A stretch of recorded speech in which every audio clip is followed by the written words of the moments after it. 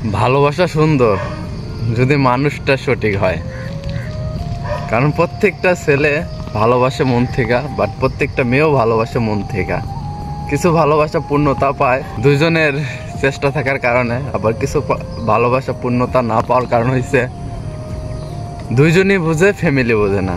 ছেলে মেয়েটাকে চায়, মেয়েটা ছেলেটাকে চায়, কিন্তু ফ্যামিলি চায় না। দিন শেষে আমরা ছেলেরা মেয়েদের দোষ দেই, মেয়েরা ছেলেদের দোষ দেয়। সত্যি বলতে প্রেম ভালোবাসা পূর্ণতার ছোঁয়াটা খুব কম, অপূর্ণতার ছোঁয়াটা বেশি। হে আমার শখের নারী, তুমি যেভাবে আমাকে স্বপ্ন দেখাইছো, বাট আমি অনেক স্বপ্ন নিয়ে তোমাকে ভালোবাসছিলাম, কিন্তু আমার শখের নারী তুমি ঠিকই বুঝলা যে আমি তোমারে ভালোবাসছিলাম মন থেকে, কিন্তু দিন শেষে তুমি আমার ভালোবাসার পূর্ণতা দিলা না। হে আমার শখের নারী, তোমাকে বললাম তুমি যদি চাইতা তাহলে সবই হইতো। হয়তো কালকার লাইভে শুভ নামের একটা ছেলের কষ্ট দেখে অনেকটাই খারাপ লাগলো। 3 বছর রিলেশন ছিল মেয়েটার সাথে, অনেক গভীর প্রেম।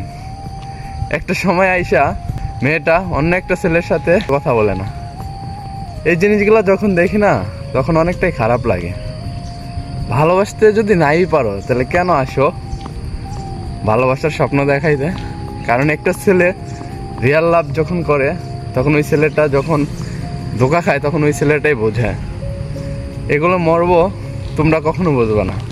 যাই হোক, সবার জীবনে ভালোবাসার পূর্ণতা পাক।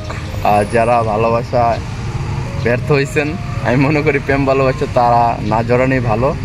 প্রেম ভালোবাসা বলতে পৃথিবীর ভিতর খুব কমই আছে, প্রেম ভালোবাসা বলতে কিছুই নেই পৃথিবীর ভিতর।